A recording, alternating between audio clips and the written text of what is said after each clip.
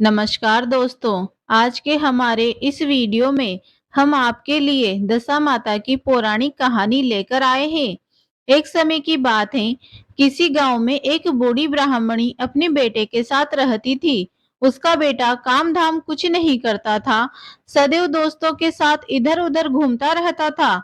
एक दिन ब्राह्मणी अपने बेटे से बोली, बेटा कुछ काम धंधा किया करो, जिससे हमारा घर चल सके। मैं बूढ़ी हो गई हूँ, अब मुझसे और काम नहीं होता। तब वह लड़का गांव के सेठ के पास गया और काम मांगने लगा। तब सेठ ने उसे पशु चराने का काम दे दिया। अब वह सेठ जी के पशु चराने लगा। एक दिन पशु चराते चराते वह नदी के घाट पर गया तो उसने देखा कि वहां कुछ स्त्रियां दशा माता का घड़ा ले रही थी। उनके पास एक घड़ा अधिक था, तो एक स्त्री ने लड़के से कहा, हम सभी दशा माता की पूजा करने के लिए उनके घड़े ले रहे हैं। हमारे पास एक घड़ा ज्यादा है, क्या तुम यह घड़ा लोगे? लड़का बोला, ठीक है, दे दो। यह सुनकर उस महिला ने लड़के को वह घड़ा दे दिया और कहा, इसे घर ले जाकर अपनी माँ को दे देना और कहना इसका पूजन और व्रत करे। हम तुम्हें पूजा की सामग्री भी दे रहे हैं, यह भी अपनी माँ को दे देना। लड़के ने घड़ा और पूजा का सामान ले लिया और घर ले जाकर अपनी माँ को दे दिया। माँ पूछने लगी, यह सब तू कहाँ से लाया? लड़के ने सारी बात अपनी माँ को बता दी। ब्राह्मणी बहुत धार्मिक स्वभाव की थी। उसी दिन से उसने दशा माता की पूजा करना प्रारंभ कर दिया। 9 दिनों तक कथा कहानी करी। 10वें दिन उसने घड़े की पूजा की तैयारी करी और अपने घर को लीपने लगी। उसी समय दशा माता एक वृद्ध महिला के रूप में उसके द्वार पर आकर खड़ी हो गई और पूछने लगी, क्या कर रही हो बहन? ब्राह्मणी बोली, आज मेरे घर दशा माता का पूजन है, इसीलिए घर लीप रही हूँ।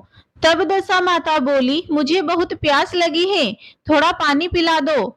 ब्राह्मणी बोली, मैं तो मिट्टी के बर्तन में पानी पीती हूँ, लोटा लुटिया मेरे घर में कुछ भी नहीं है, बस एक कटोरी है, तुम्हें उसमें पानी दे दूं?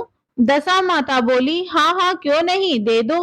अब ब्राह्मणी अंदर पानी लेने गई। इतनी देर में दशा माता ने एक सोने का घड़ा उसके द्वार पर रखा और अंतर्ध्यान हो गई। ब्राह्मणी कटोरी में पानी लेकर आई तो उसने सोने का घड़ा देखा। वह सोचने लगी, पानी पिए बिना यह बूढ़ी माई कहाँ चली गई और यह सोने का घड़ा यहाँ कैसे आ गया?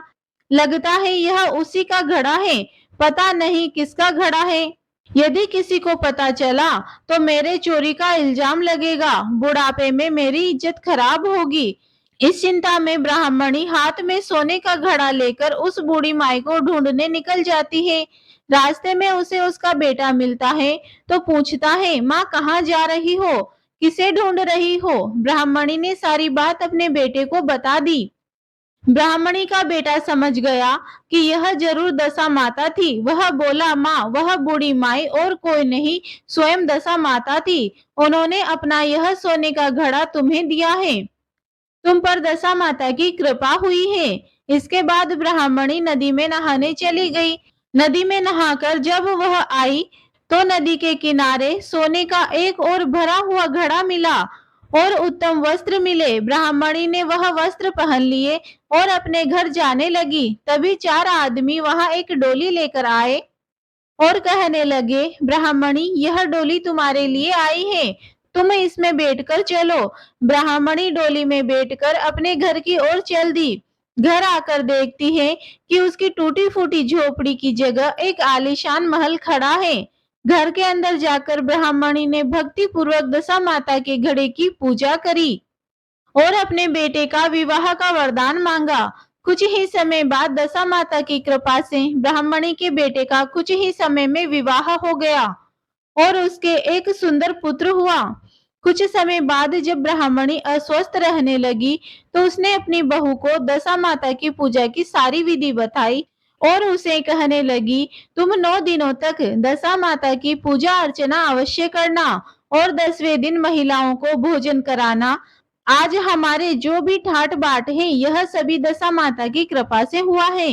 कभी भी कोई भी वृद्ध महिला यदि द्वार पर आए तो उसे दशा माता मानकर उनका आदर सत्कार करना। कुछ समय बाद ब्राह्मणी की मृत्यु हो गई। इसके बाद दशा माता वृद्ध महिला का रूप लेकर बहू के पास आई। दशा माता को देखते ही बहू उनके पैरों में गिर पड़ी। दशा माता बोली, मुझसे दूर रहो, मेरा मेल तुम्हारे वस्त्र खराब कर देगा। यह सुनकर बहू ने अपने पल्लू से माता के पैरों की धूल झाड़ी और कहने लगी, माता धन्य भाग उसके जिसको तुम्हारा मेल छू जाए। ऐसा कहकर उसने अपने दोनों बच्चों को दशा माता की गोद में रख दिया। बहू की ऐसी भक्ति देखकर दशा माता प्रसन्न हो गई और बोली, तेरी भक्ति से मैं बहुत प्रसन्न हूँ। तेरे भंडार हमेशा भरे रहेंगे। किसी भी तरह की चिंता तुझे नहीं सताएगी। जो तू इच्छा करेगी सो फल पाएगी। दशा माता अंतर्ध्यान हो गई। जय दशा माता।